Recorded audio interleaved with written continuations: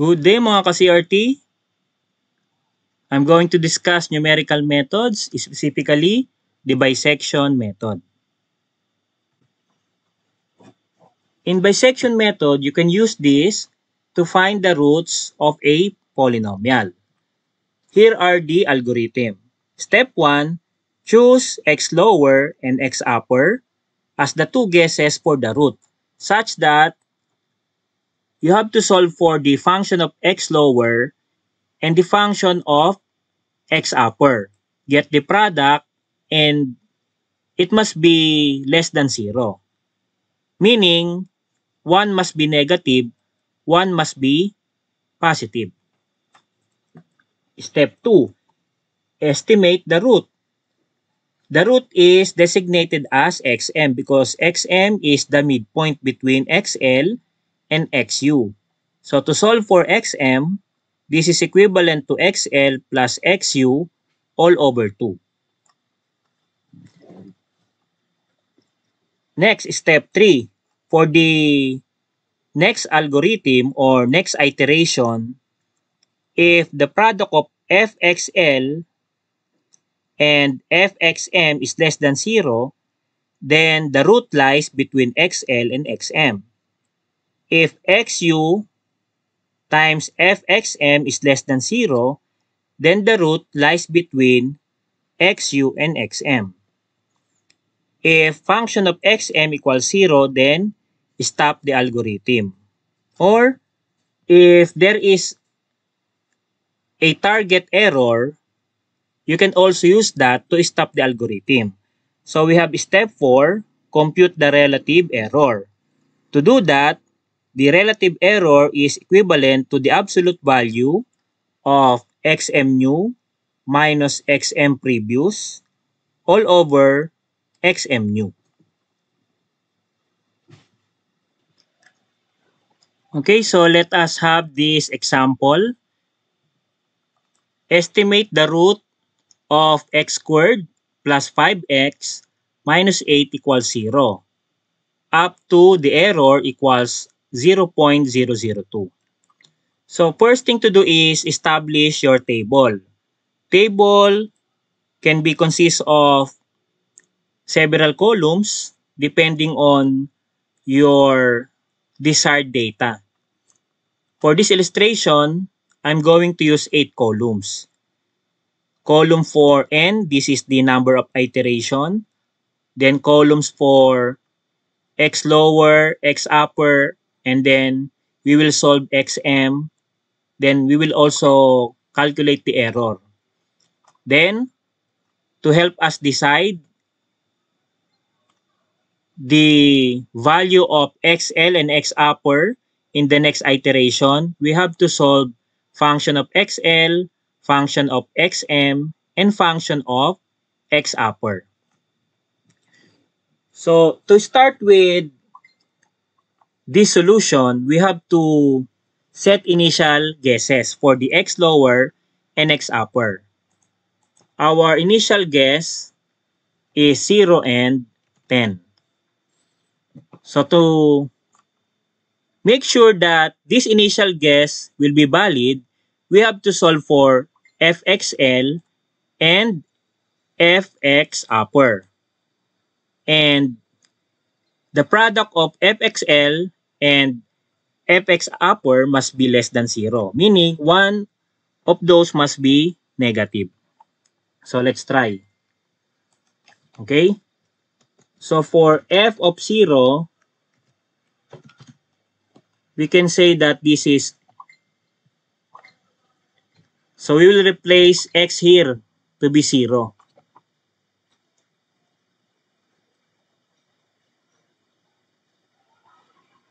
Okay?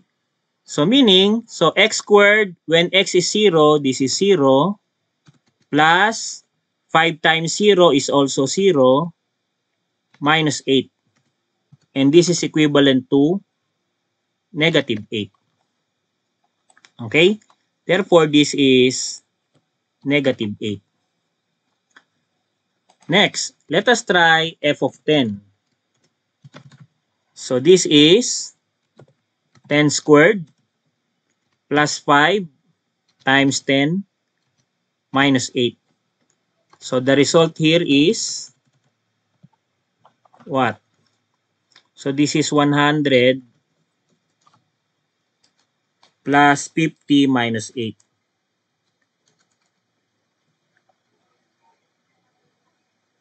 Okay? And that is 142. So one positive and one negative. Therefore, our initial guesses 0 and 10 are valid. Okay? There is also a technique in your calculator. So, we'll just need to input the values of x's. You can skip this process wherein you substitute every value of x. So, to illustrate that, okay, so look in this calculator. You have to put the equation. So, we have x squared plus 5x and minus 8. Do not press the equal sign. Instead, press the calc. And you will be asked for the value of x. So you can put 0 and then press equal sign. And that is negative 8. Press arrow up. Okay, or calc again. Now put the value 10. Then press equal sign. And that is 142. So you can use your calculator with function calc if you need to enter different value with the same equation. Okay?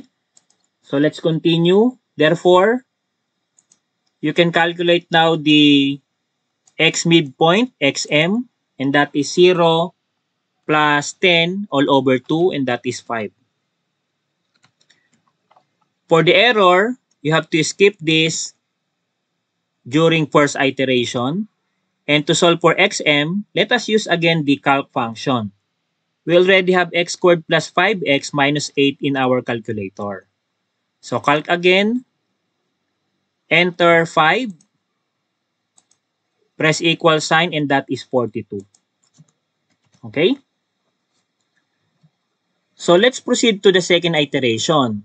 You have to set again the values for XL and XU.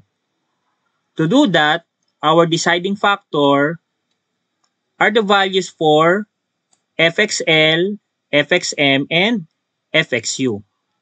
Okay? But of course, FXM must be included initially. So this is our initial value. Then you have to observe which one will produce, which product will produce less than 0, or meaning the pair of negative and positive.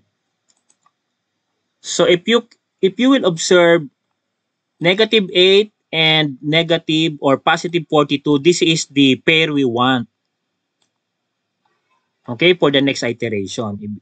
Meaning, this is negative 8, so we have to put XL, okay, and this is positive 42, we have to put XL and XM in the next iteration. We cannot choose XM and XU in the next iteration because their functions are both positive. So you have to select the negative and positive pairing. Okay? So for the next iteration, XL is still 0, but XU, our XU now is the XM in the first iteration, which is 5. So therefore, if you are going to calculate the X midpoint, this is 0 plus 5 all over 2, and that is 2.5. Now, let us calculate FXL in the second iteration. You can observe the previous iteration because FXL here is also function of 0, which is negative 8 also. Okay, that is the function of XL. For the function of x upper, in second iteration, our x upper is 5. You can also observe that from the previous iteration, which is from the previous 5 is fxm. So that is 42. In the second iteration, 5 is x upper, which is the function of x upper is also 42. But for the function of fxm, fxm is, or xm is 2.5 now in this iteration. So let us use the calc in our calculator and enter 2.5. The result here is positive 10.75. Okay, so that is our second iteration. We can now solve for the error because error is equivalent to 2.5. This is the xm new minus 5. That is the xm previous all over xm new, which is 2.5. So I will use separate calculator. I will be using separate calculator. So that is 2.5 minus 5 all over 2.5.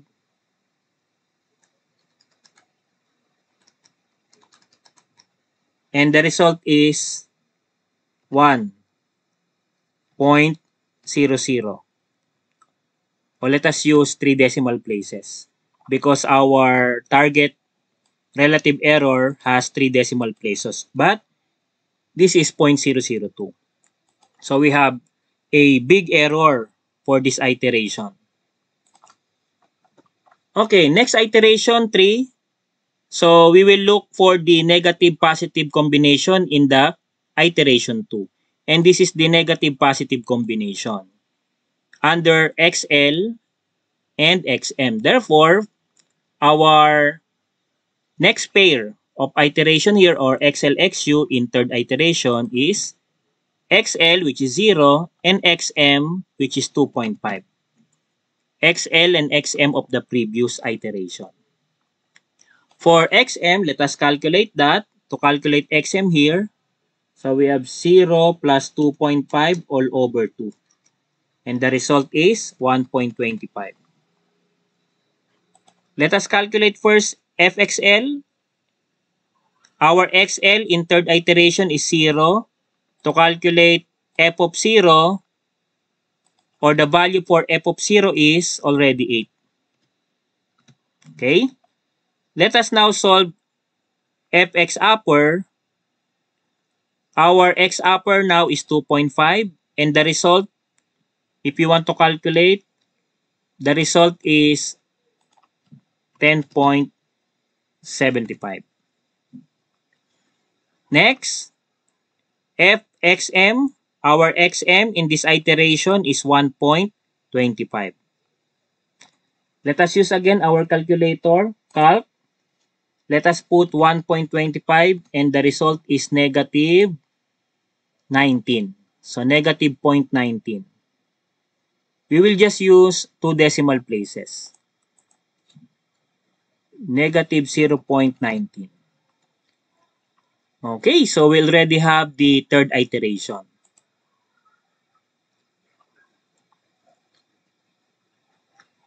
So let us observe this third iteration.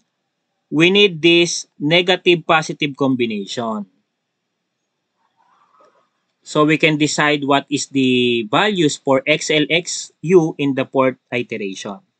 So here, the next value of XLXU will be this XM and XU. So our XM here is 1.25. That will be the XL in the next iteration. While XU still, this is 2.5. Let us calculate again. So this is 1.25 plus 2.5 over 2. The result is 1.88. So 2 decimal places. By the way, let us calculate the error here. So we have How to compute for the error? That is 1.25 minus the previous 2.5 all over 1.25. And still, this is 1.000. So just get the absolute. Okay? So, for the error in fourth iteration, again, to compute that, 1.88 minus the previous 1.25 divided by 1.88. And the result is 0.335 for the error. Okay, for the column FXL, our XL is 1.25 and that is negative 0.19. While for FX upper, the FX upper is 2.5.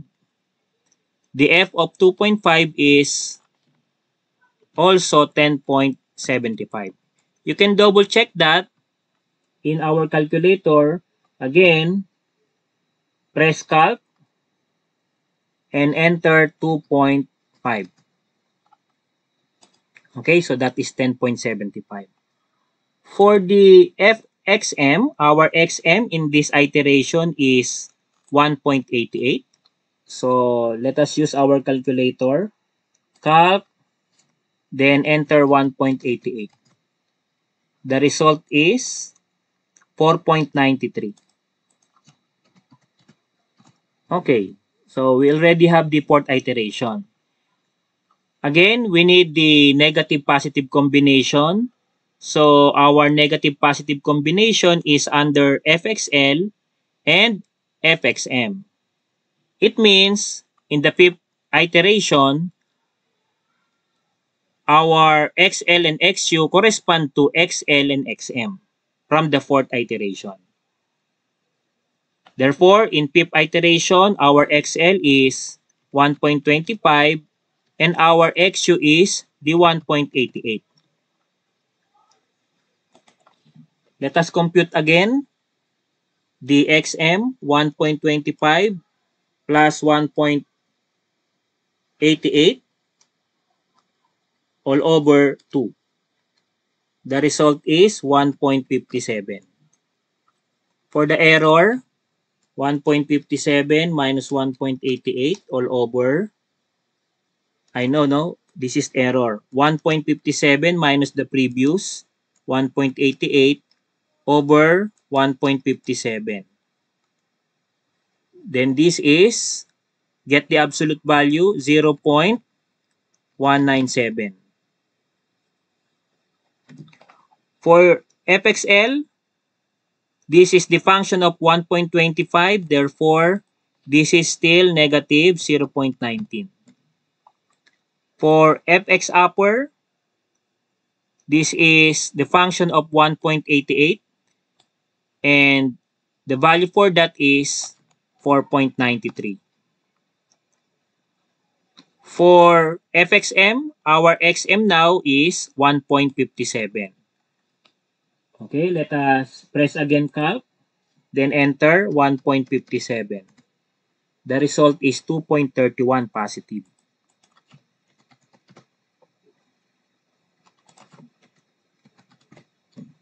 Our next combination, this is negative, this is positive, so still XL and XM combination. Therefore, in 6th iteration, we have 1.25 and for XU, this is 1.57 from the previous iteration, the 5th iteration. Let us calculate again the XM, the midpoint. So that is 1.25 plus 1.57 over 2. So this is 1.41. Let us calculate the error. 1.41 minus 1.57 all over 1.41. Then get the absolute. So this is now 0.113. For FXL, obviously this is negative 0.19. And for FXU, that is 2.31.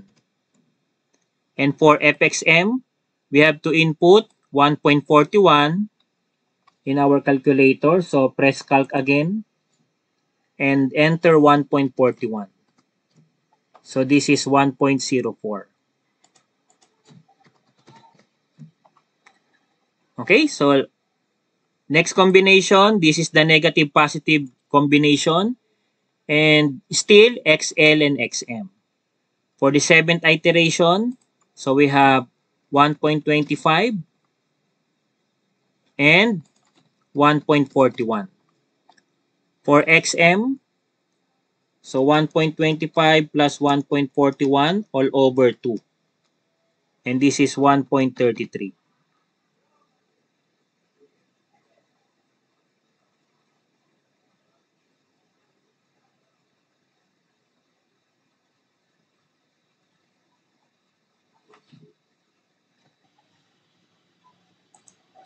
So let's compute the error again. And that is 1.33 minus 1.41 all over 1.33. The error now is 0.060. For the column of FXL, that is 1.25. So negative 0.19. For FX upper, our X upper is 1.41. The function of 1.41 is 1.04. That is our previous answer, as you can see in the calculator.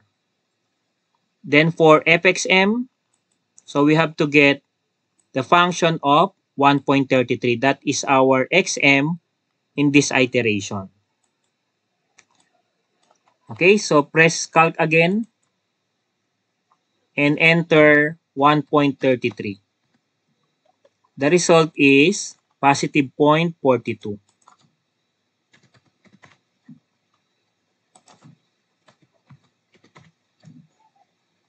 Okay? So, let's proceed to the next slide. And let us copy the 7th iteration. And we will continue in the next slide. So, let's proceed to the 8th iteration. Our next combination, the negative positive combination, still the XL and XM. Therefore, in 8th iteration, our XL is still 1.25. Our XM is 1.33.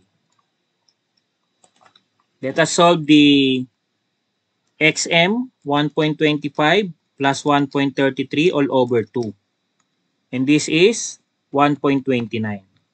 For the error, so that is 1.29 minus 1.33 all over 1.29 and get the absolute value.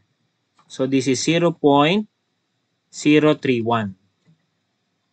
For FXL, still this is negative 0.19. For FXU, that is, this is our XU. So the function XU is function of 1.33, which is 0.42. And let us calculate now the new FXM, which is XM of 1.29. So let us press calc again, enter 1.29, and we have positive 0.11. So our combination is still the FXL and FXM. That is the negative positive combination. In 9th iteration, therefore, our XL is 1.25. Our XM or XU is 1.29.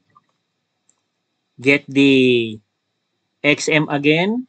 So that is 1.25 plus 1.29 all over 2. So we have 1.27.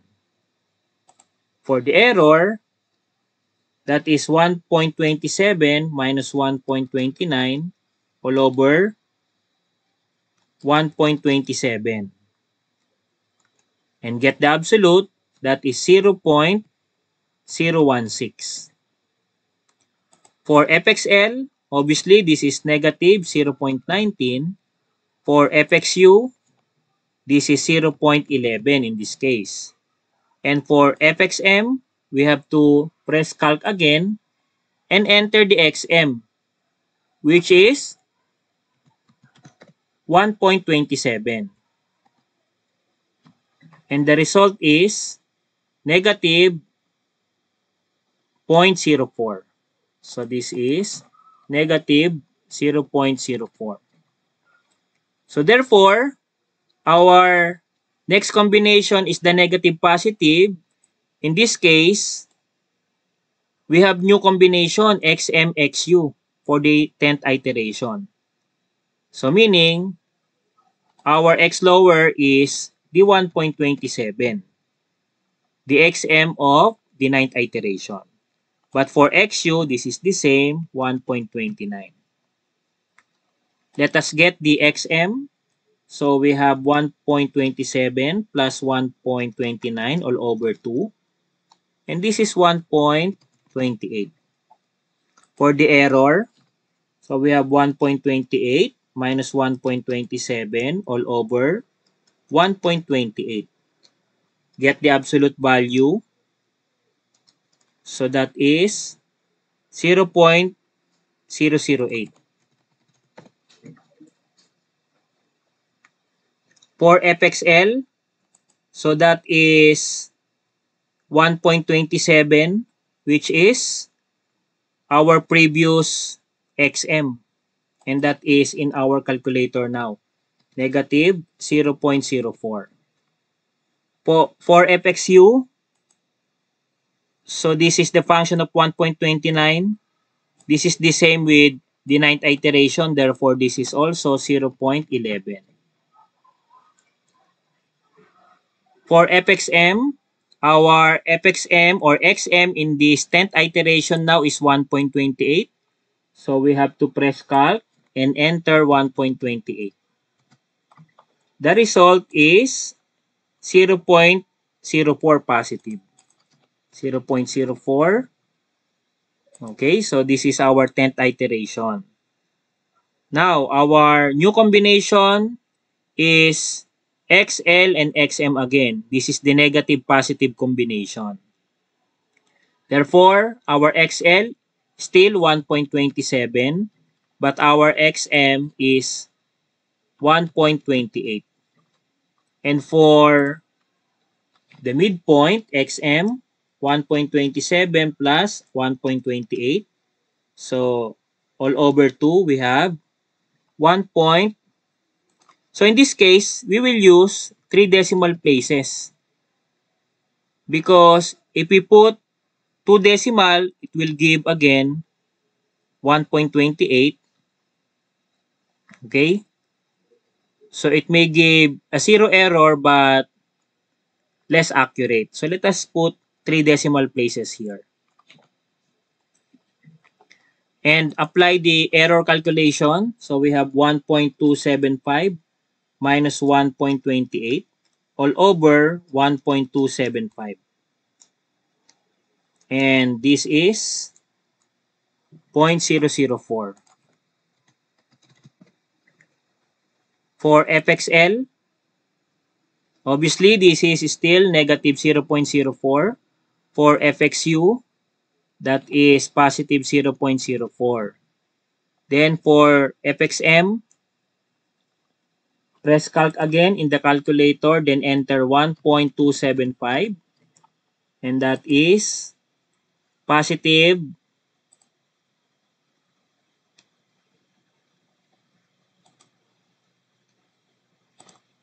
okay, positive 0.001. 0.001 if we will use 3 decimal places. In the 12th iteration, our combination to use is XL and XM again. So this is 1.27 and this is 1.275. For the midpoint, 1.27 plus 1.275 all over 2. So this is 1.273. For the error, 1.273 minus 1.275 all over 1.273. And that is 0.002. Okay, so this is our target relative error, the 0.002 relative error. So therefore, we can conclude now that our root is our latest XM. Okay? So since E equals 0.002, therefore, X equals the latest XM. And this is 1.273. So this is our answer.